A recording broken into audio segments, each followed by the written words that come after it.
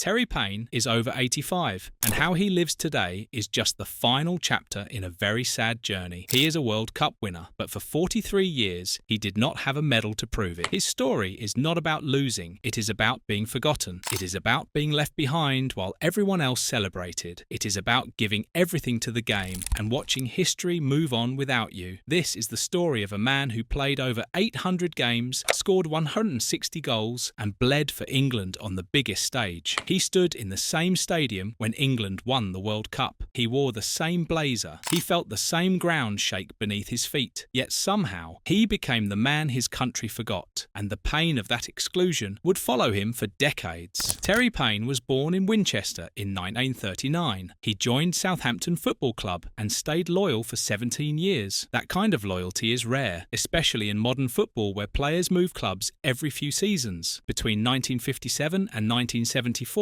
he played 713 league games for the Saints. Add cup matches and friendlies, and the number climbs to over 800 appearances. That is a club record that still stands today and may never be broken. He was not just collecting games. He was the creative heart of the team. Playing as a winger, he could run down either side of the pitch. He had the stamina to chase back and defend. He had the skill to unlock any defence. His 160 goals prove he was more than just a provider. He was a finisher too. Paine helped Southampton climb from the 3rd Division all the way to the 1st Division. He was the engine that drove the club forward during their golden years. But there was a problem. Southampton was on the south coast, far from London and the big northern cities. The national newspapers did not pay much attention to what happened there. Players at Manchester United or Tottenham got headlines for average performances. Paine had to be twice as good just to get noticed once. That was his first challenge. He was a big fish in what everyone thought was a small pond. Despite playing outside the spotlight, Paine's quality could not be ignored forever. He made his England debut in 1963. By the time the 1966 World Cup came around, he had earned 19 caps for his country. That was a significant number back then. Friendlies were rare, and squads were small. He had even scored a hat-trick against Northern Ireland in 1963. That kind of performance usually cements a player's place in history. But Paine was never secure. He was competing against John Connolly from Manchester United and Ian Callaghan from Liverpool. These were players who won league titles and played in Europe. Paine was fighting for promotion or mid-table finishes. The media loved the glamour clubs. Paine had to prove himself over and over again. When the final squad for the 1966 World Cup was announced, Paine made the cut. He was one of 22 players selected to represent England on home soil. It should have been the proudest moment of his career, but making the squad was just the start. Paine did not travel to the team hotel to watch from the sidelines. He went there to play. He believed he was the best right winger in the country. He was ready to prove it. England's opening game of the tournament was against Uruguay. It did not go well. The match ended 0-0. Uruguay refused to attack. They sat deep and defended. England dominated the ball, but could not find a goal. John Connolly started on the wing that day. His performance was decent, but it was not enough. Manager Alf Ramsey was not impressed. He needed something different. He needed a spark. For the second group game against Mexico, Ramsey made a change. He dropped Connolly. He picked Terry Paine. This was the moment Paine had worked 17 years for. A World Cup start at Wembley Stadium. It was the peak of his career. It was everything he had dreamed of, but that one game would also mark the end of his England journey.